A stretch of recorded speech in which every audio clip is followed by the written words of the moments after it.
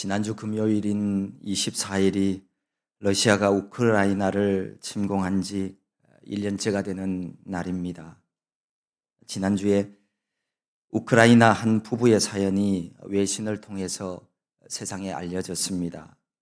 수도 키이우에서 정보통신업체를 함께 운영해 오다가 러시아군의 침공 소식을 듣자마자 자원병 입대 신청서를 냈습니다. 이미 결혼한 데다가 징집 대상도 아니었지만 조국의 위기를 수수방관할 수 없었습니다. 두 사람은 그날 우리 죽을 때까지 함께 나라를 지키자고 맹세를 했습니다. 처음에는 수도 키이우의 수비대에 배치가 되었습니다. 컴퓨터공학 전공자인 남편 타라스는 통신망 운영팀에서, 그리고 아내 올가는 간호병으로 근무를 했습니다. 급박해지는 전황 속에 두 사람은 동부전선 돈바스 지역으로 재배치되었습니다.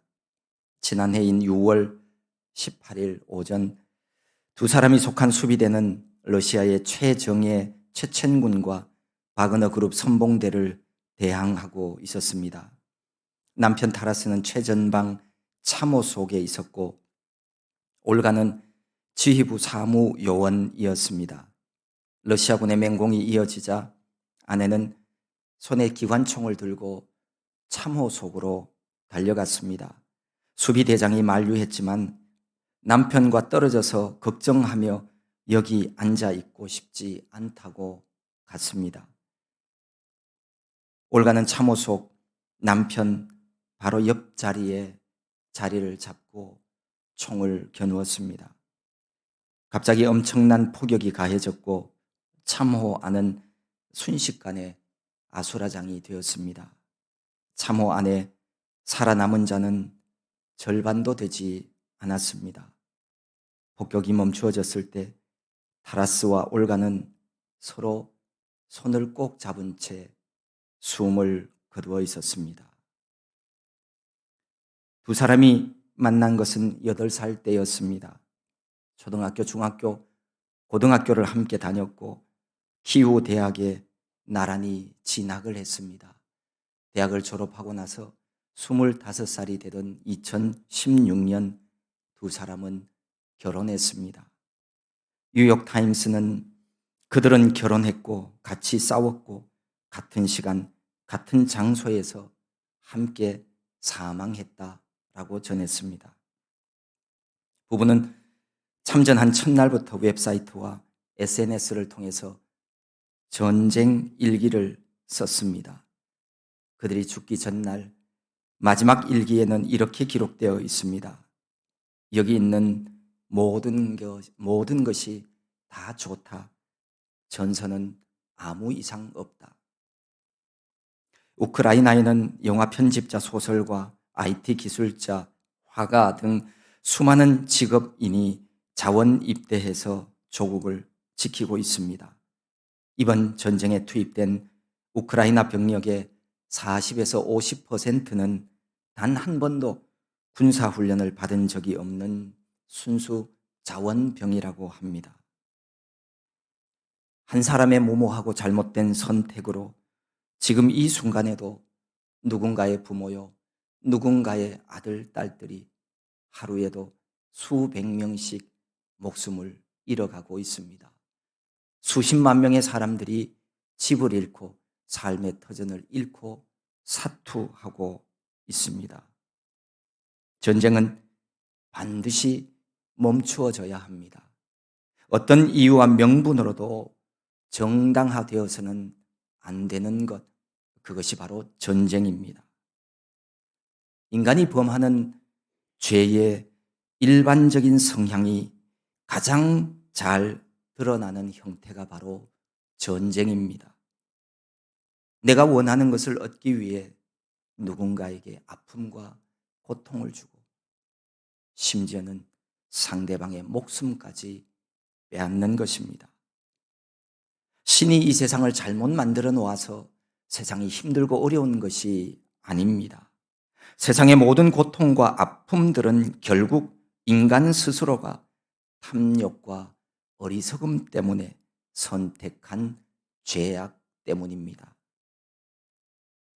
우리 사람에게 죄의 문제가 중요한 이유는 하나님과 우리 사이를 가로막는 장애물이 되기 때문입니다.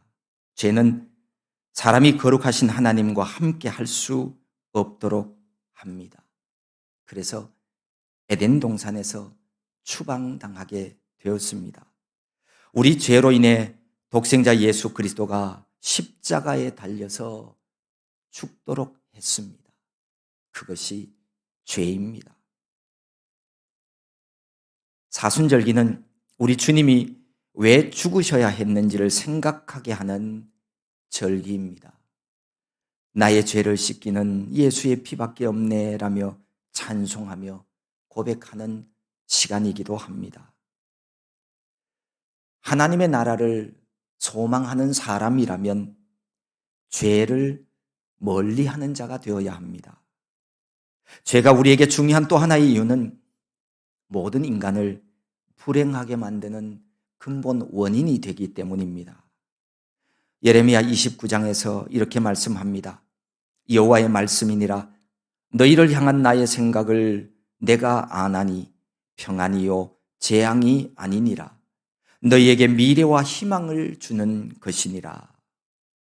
하나님은 하나님의 형상 따라 지음받은 사람들이 하나님이 주신 은혜 안에서 하나님의 평강 누리기를 원하십니다. 하나님께서 평안을 통해서 모든 인류에게 미래와 희망을 주시는데, 그런데 왜 사람이 창조하신 대로의 행복하고 아름다운 삶을 살아가지 못할까요? 그 이유는 죄 때문입니다. 죄의 지배를 받고 있기 때문입니다.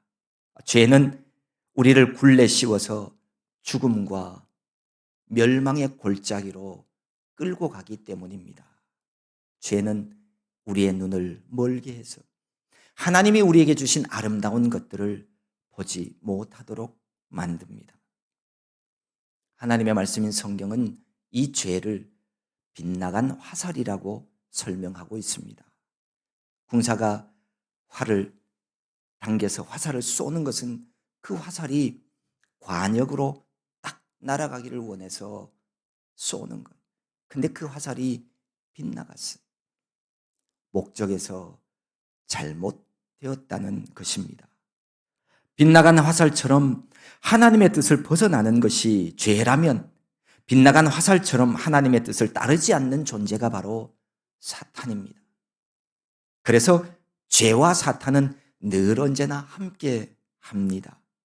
죄가 있는 곳에는 사탄이 있고요. 사탄이 역사하는 곳에는 반드시 죄 짓게 되어 있습니다. 거짓의 아비가 사탄이라고 말씀하시는 이유가 바로 여기에 있습니다. 사단은 하나님의 뜻을 늘 거역하도록 사람들을 속입니다. 온갖 모략과 속임수와 거짓으로 하나님의 뜻을 알지 못하고 순종하지 못하도록 하는 존재, 그가 바로 사단입니다.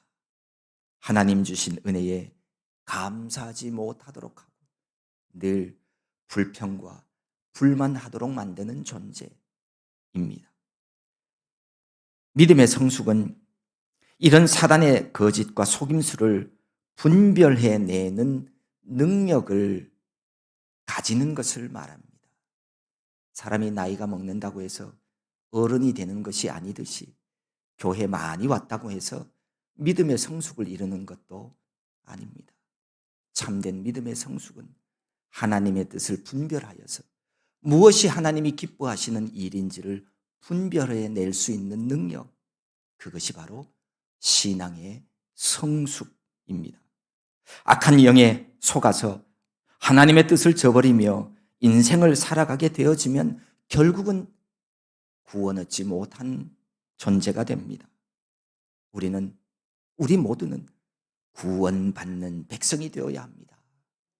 그래야 이 세상에서의 삶도 하나님이 주시는 평안의 삶을 누리며 살아갈 수가 있습니다. 죄를 범함으로 죄의 노예가 되어서 끌려다니는 인생은 어떤 경우에도 하나님이 주시는 평안을 누릴 수가 없습니다. 믿음의 자리로 나와야 하는 이유가 여기에 있습니다. 믿음의 자리로 나오십시오. 믿음의 자리로 나와 믿음의 눈을 떠야 합니다. 그래야만이 하나님께서 우리에게 허락하여 주시는 이 땅의 아름답고 복되고 행복한 삶을 살아갈 수가 있는 겁니다. 믿음의 자리로 나와 믿음의 눈을 뜰 때, 그리하여 죄를 멀리하는 삶을 살아갈 때 하나님이 말씀하셔서 기쁨의 삶을 주셔서 그 기쁨의 삶을 가지고 살아가는 복되고 행복한 사람들의 모습이 그 눈에 보여지게 되는 겁니다. 사람이 지은 죄는 시간이 지난다고 없어지는 것이 아닙니다. 오히려 죄는 또 다른 죄를 낳고 부풀어 오르는 반죽처럼 더 많은 죄를 만들어낼 뿐입니다. 죄의 삭은 사망이요 하나님의 은사는 그리스도 예수 우리 주 안에 있는 영생이라고 분명하게 말씀합니다. 죄를 저지른 결과 죄의 열매는 사망이에요. 그러나 하나님 앞에 나오면 하나님이 우리에게 주시는 선물은 영생입니다. 죄의 문제를 해결하지 않고는 신이 창조하신 우리 인간의 본래의 모습대로 사람은 돌아갈 수 없습니다. 이 세상에 죄는 어떻게 시작되었을까요? 하나님께서 아름답게 만들어 놓은 에덴 동산이 있습니다. 이 에덴 동산에서 간교한 뱀이 여자에게 접근합니다. 그리고 질문합니다. 하나님이 참으로 너희에게 동산 모든 나무의 열매를 먹지 말라 하시더냐? 뱀이 간교하다고 하는 이 말은 좋은 의미에서는 영리하고 신중하다는 말이지만 나쁜 의미에서는 교활하고 기회주의자라고 하는 뜻입니다. 기회를 놓치지 않는 교활함이 있습니다.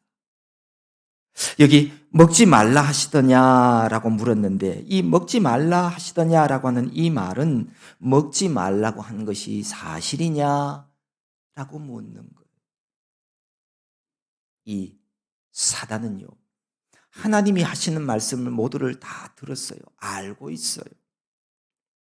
하나님이 금지하신 이 명령을 몰랐을 리 없어요. 그럼에도 이처럼 물은 것은 하나님 말씀과 하나님의 권위에 대한 도전이에요. 하나님에 대한 철저한 불신 행위를 나타내고 또 사람들을 그렇게 꿰는 거예요. 우리가 하나님을 믿는 사람이라면 우리 마음에 꼭 가지고 있어야 되는 사실 두 가지가 있습니다. 하나는 하나님은 우리 사람과 다르기 때문에 시건하지 아니하시고 변개하지 아니하시는 분이다 라고 하는 것을 믿어야 해요. 하나님은 사람과 달라요. 이랬다 저랬다 하지 않아요. 상황이 바뀌었다고 이거 아니네 이렇게 하자, 그렇지 않아요. 또 하나는 우리가 하나님의 형상 따라 창조받은 인간이라면 우리 인간의 본연의 의무이자 복된 길은 바로 하나님이 우리에게 주신 말씀에 순종하는 길이라고 하는 사실을 꼭 명심해요. 이거 없으면 믿을 수 없고 그 믿음이 온전한 믿음이 될 수도 없습니다. 하나님과 교제하는 성도가 되어지기만 하면 하나님이 어떤 분이신지, 하나님이 얼마나 믿을 만한 분인지, 하나님이 나를 얼마나 사랑하시는 분인지 우리가 알 수 있어요.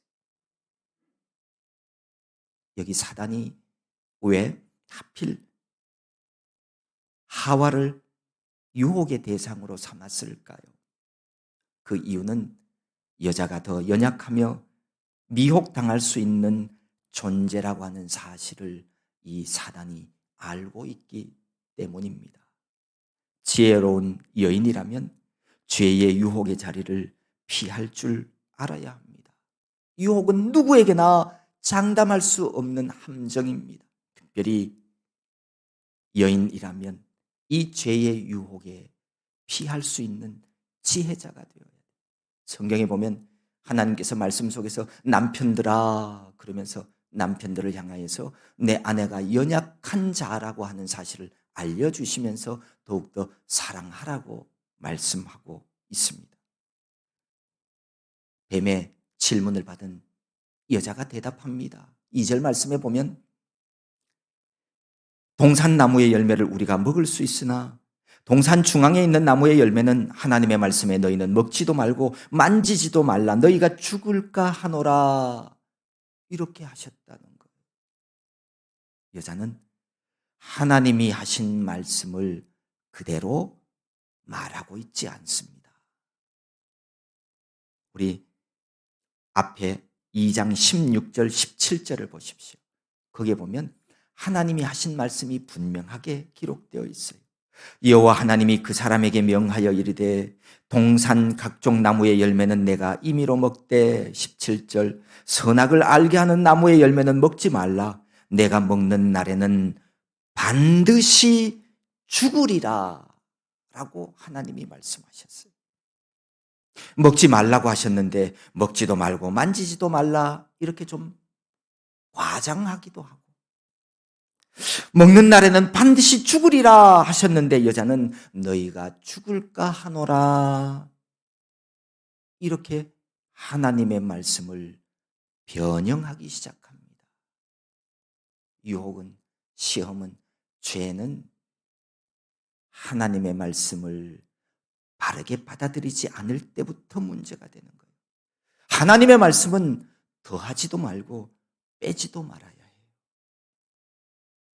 이런 모습은 하나님께 대한 신뢰와 사랑이 흔들리고 있다는 것을 보여주는 거예요. 여자는 하나님의 말씀을 있는 그대로 받아들이지 않았고 있는 그대로 말하지 않습니다. 그 결과 악의 유혹에 넘어지고 말았습니다. 진리의 말씀 앞에 확신하지 못하면 미혹되는 것은 당연한 거예요. 그래서 우리는 하나님의 말씀을 잘 알고 하나님의 말씀을 그대로 내게 주신 말씀으로 삼아야 하는 거예요. 신약성경 마태복음 14장에 보면 예수님의 제자 베드로가 물 위를 걸은 사건이 기록되어 있습니다. 바다 위를 걸어오시는 예수님을 보고 제자들이 유령이라고 놀랄 때 예수님이 나다 두려워하지 말라 이렇게 말씀하셨죠. 그때 베드로가 만일 당신이 정말 주님이시거든 나를 명해서 나도 물 위로 오게 해달라고 하십시오. 예수님이 허락해 주셨어요. 배에서 내려 베드로가 물 위를 걷습니다. 그러다가 그만 바람을 보고 무서워서 물속에 빠지고 말았습니다. 구원해 달라는 베드로의 요청을 듣고 주님이 손을 내밀어 베드로를 물에서 건져주셨습니다. 그리고 예수님은 베드로를 향해서 이렇게 말씀하십니다. 믿음이 적은 자여 왜 의심하였느냐. 의심은 믿음이 아닙니다. 의심은 하나님이 나를 얼마나 사랑하시는지를 잘 모르는 것이고 의심은 하나님과의 교제가 부족한 탓입니다. 하나님 가까이 해야만 우리는 의심 없는 믿음의 삶을 살 수 있고 하나님을 의심하지 않고 신뢰하는 삶을 살아갈 수 있습니다. 의심하지 마십시오. 흔들리지 마십시오. 오직 하나님의 말씀만 믿으면 됩니다. 말씀을 그대로 받아들이고 신뢰하는 것, 이게 믿음입니다. 여자의 대답을 들은 뱀이 자신 있게 이렇게 말합니다. 아니야, 결코 죽지 않을 거야.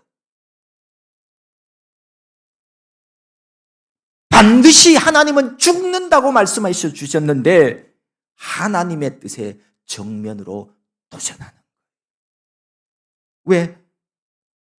왜 뱀이 이 여인에게 절대로 죽지 않는다고 얘기했을까요? 왜 이렇게 강력하게 얘기할 수 있었을까요? 그것은 여자가 이미 흔들리고 있다는 사실을 이 뱀이 알고 있었기 때문입니다. 우리가 하나님을 신뢰하지 못해서 하나님의 말씀을 내 것으로 삼지 못해서 의심하고 흔들리게 되어지면 언제나 사단은 우리의 마음을 노크합니다.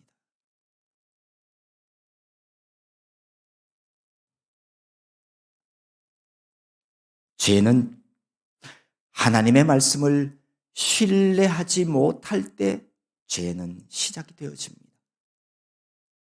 오늘 우리 시대에도 마찬가지입니다. 죄를 멀리 하려면 흔들리지 마십시오. 하나님을 의심하지 마십시오. 날마다 개인 경건 생활이 필요한 이유가 여기에 있습니다. 하나님의 말씀과 하나님과 기도를 통해서 내가 하나님을 알아가는 삶이 되어지지 않으면 하나님을 잃어버리고 하나님을 잊어버립니다. 그러면 하나님에 대한 의심이 내 마음에 생기게 되어지는 거예요. 우리가 흔들리게 되어져요. 그러면 여지없이 이 간교한 뱀이 이 기회를 놓치지 않는 겁니다.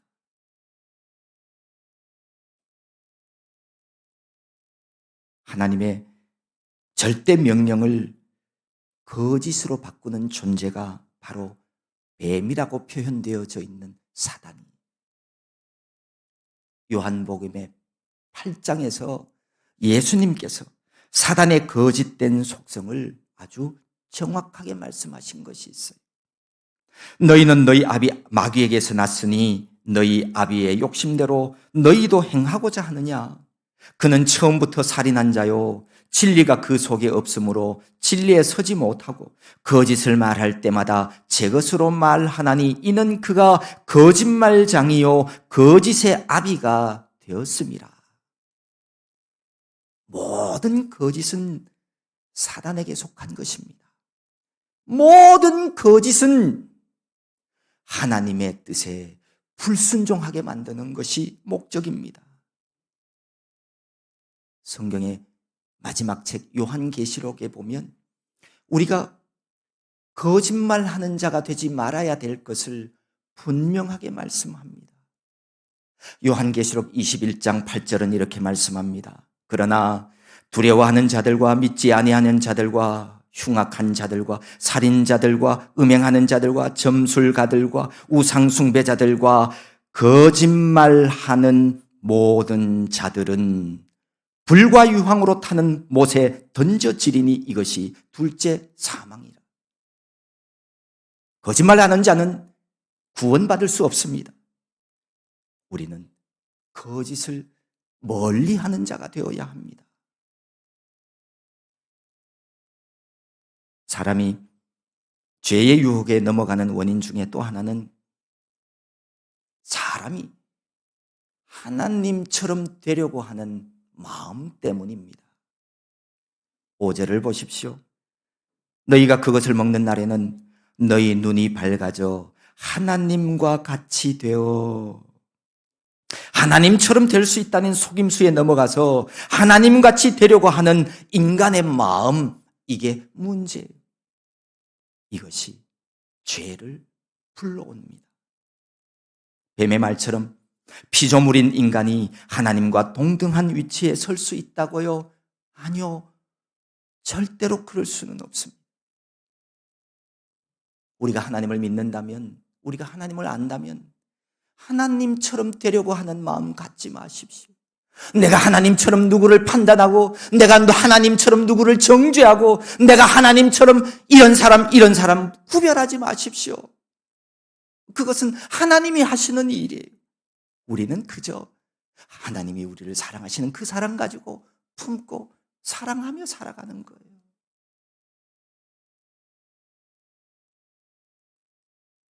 이 말은 절대적인 거짓말입니다.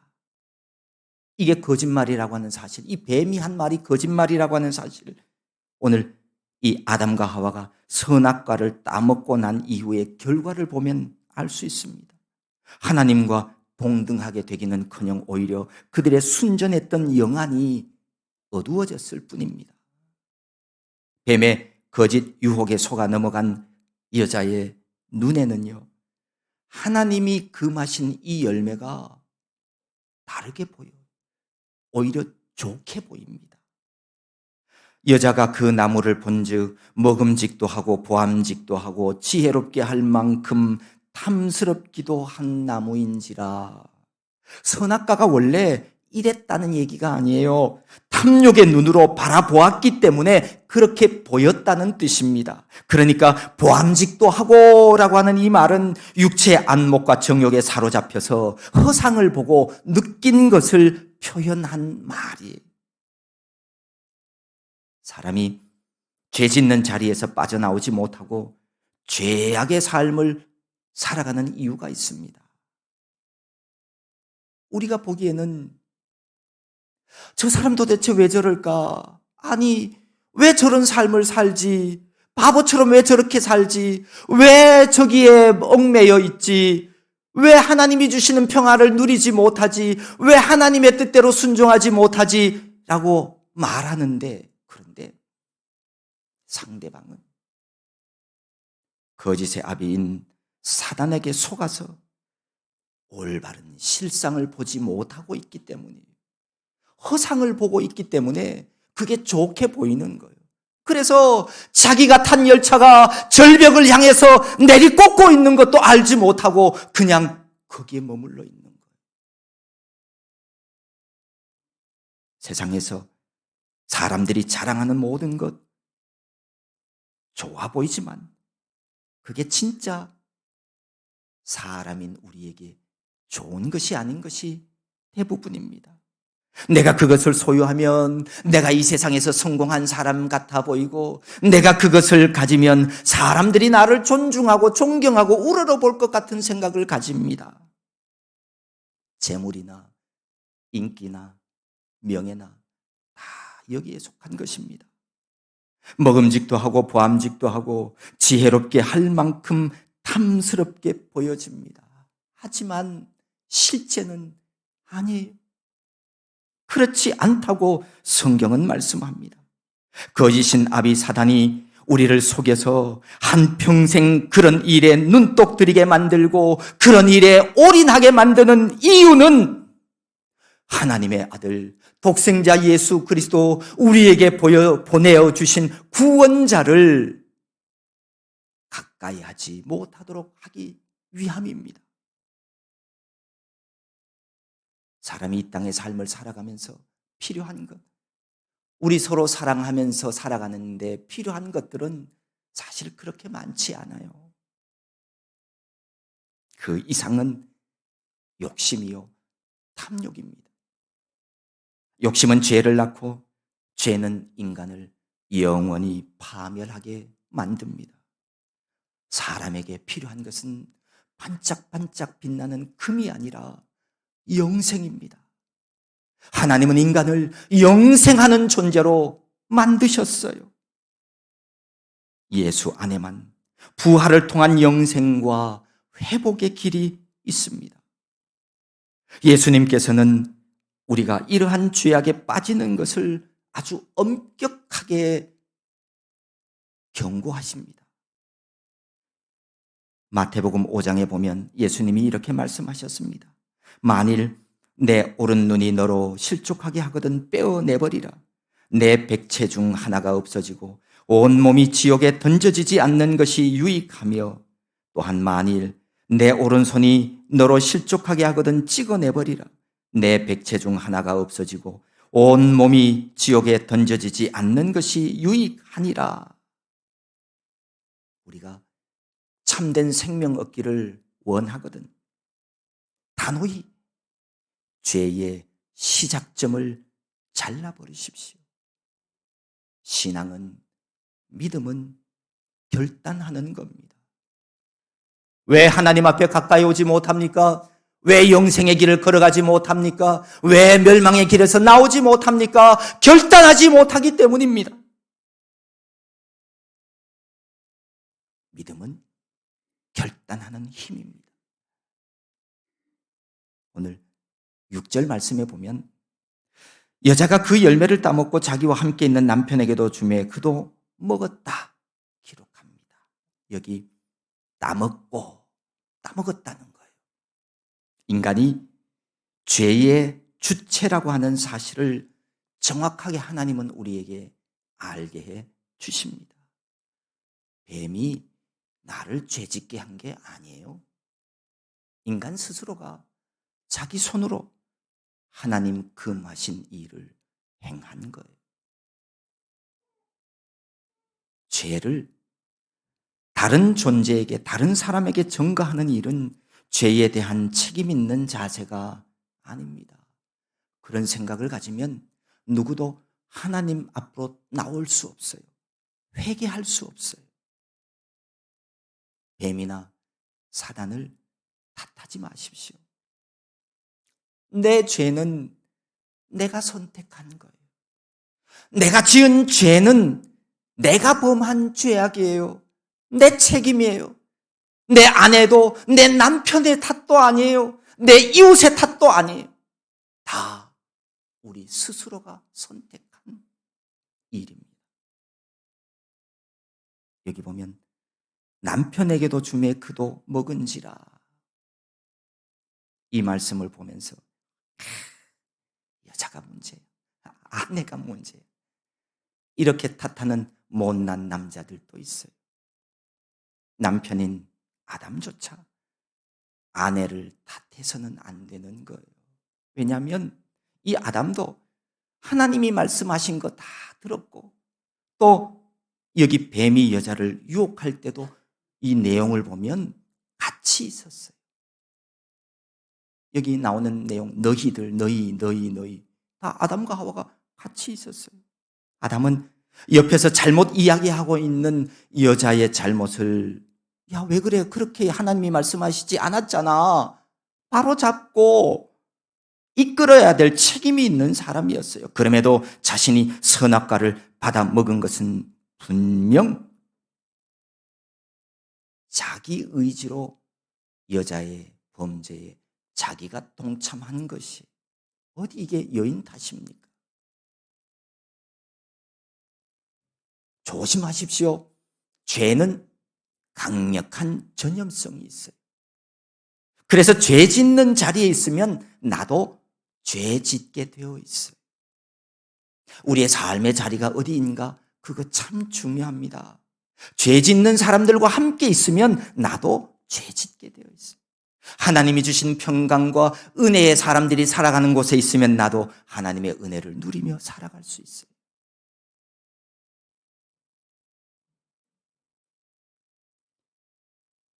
선악과를 따먹은 후에 그들의 눈이 밝아져 자기들이 벗은 줄을 알았다라고 말씀합니다. 여기 눈이 밝아져라고 하는 말은 단순하게 시력이 더 좋아져서 더 잘 보였다, 사실 그런 뜻이 아닙니다. 오히려 볼 수 없었던 새로운 것 혹은 보아서는 안 되는 것을 보게 되었다라는 뜻입니다. 단순히 더 좋아지는 일이라면 하나님께서 왜 선악과를 우리에게 금하셨겠어요? 우리가 믿는 바 하나님은 좋으신 하나님이시잖아요. 우리가 좋아지는 일에 왜 하나님이 금하셨겠어요? 그게 아니기 때문입니다. 다시 말해, 하나님은 이 금하신 열매를 따먹고 범죄한 후에 그들은 벗은 줄을 알게 되었다, 이렇게 기록합니다. 사람은 죄를 범한 결과로 수치심을 가지게 되었습니다. 다시 말해서 창조하실 때 하나님께로부터 부여받았던 순수하고 고귀한 영적인 순결을 잃어버렸다는 겁니다. 이게 인간의 타락입니다. 오늘 주님의 날에 이렇게 성전에 모여서 하나님께 영과 진리로 예배하는 사람들은 구원 얻은 사람들입니다. 구원받은 자가 아니고서는 온전한 마음으로 하나님 앞에 예배하는 자가 될 수 없습니다. 내가 개인적으로 얼마나 바쁘고 얼마나 할 일이 많고 얼마나 쉬고 싶은데 여기 예배하러 왔겠습니까? 이거는 믿음 때문입니다. 성경이 말하는 바대로 믿음으로 사람은 구원 얻습니다. 그러면 믿는 것이 무엇일까요? 뭘 믿는다는 말일까요? 세상을 지으신 하나님이 세상을 사랑하셔서 독생자 예수 그리스도를 구원자로 보내주심을 믿는 겁니다. 세상에 오신 예수님께서 죄 하나도 없으신 분이시지만 내 죄로 인해서 그분이 십자가에서 죽으심으로 말미암아 내 죄가 이제는 하나님 앞에서 깨끗하게 되었다라고 하는 것을 믿는 것을 말합니다. 진심으로 예수님을 나의 구원자로 믿는 사람의 가장 큰 특징은 죄를 멀리하는 삶을 살아가게 됩니다. 그가 구원 얻은 사람이에요. 만물보다 거짓되고 부패한 타락한 인간의 마음 속에는 누구에게나 꿈틀거리는 죄의 욕망들이 이 안에 있어요. 하지 말라고 하면 더 하고 싶고, 먹지 말라고 하면 그게 더 맛있어 보여요. 더 먹고 싶어. 이게 인간의 타락한 욕망입니다. 이 마음을 예수 그리스도의 마음으로 닮아가야 합니다. 그래서 우리 안에 예수 그리스도의 마음을 가져야 합니다. 그렇지 않으면 이 세상에서 죄악과 먼 삶을 살아갈 수밖에 없습니다. 어떻게 살아야 할까요? 적어도 우리는 더 이상 죄의 노예로 살아가서는 안 됩니다. 광야에서 예수님도 시험했던 그 사단은 지금도 성도들을 유혹하며 입 벌리고 달려듭니다. 우리가 이 땅에서 육체의 옷을 입고 살아가는 동안에는 유혹받고 시험받게 되어 있습니다. 하지만 염려하지 마십시오. 두려워하지 마십시오. 우리의 시험도 유혹도 우리 대장 예수님께서 넉넉하게 이기게 해 주실 것입니다. 첫 번째 아담은 실패했지만 두 번째 아담이신 예수님으로 말미암아 우리는 궁극적인 승리를 얻게 될 것입니다. 성령의 능력을 힘입고 하나님의 전신갑주를 입으십시오. 성경 히브리서 3장은 이렇게 말씀합니다. 오직 오늘이라 일컫는 동안에 매일 피차 권면하여 너희 중에 누구든지 죄의 유혹으로 완고하게 되지 않도록 하라. 악한 자가 우리를 죄 짓도록 유혹할지라도 우리 모두는 죄의 유혹에서 넘어지지 말고 오직 하나님의 나라와 우리 주 예수 그리스도를 위하여 날마다 한 걸음씩 전진하는 저와 여러분 모두가 될 수 있기를 소망합니다. 하나님 아버지, 고맙고 감사합니다. 이제 우리가 구원받은 자 되었으니 주님이 우리 위하여 십자가에서 우리의 죄를 사해 주셨으니 이제는 죄와는 먼 삶을 살게 하여 주시옵소서. 예수님의 이름으로 기도하옵나이다. 아멘.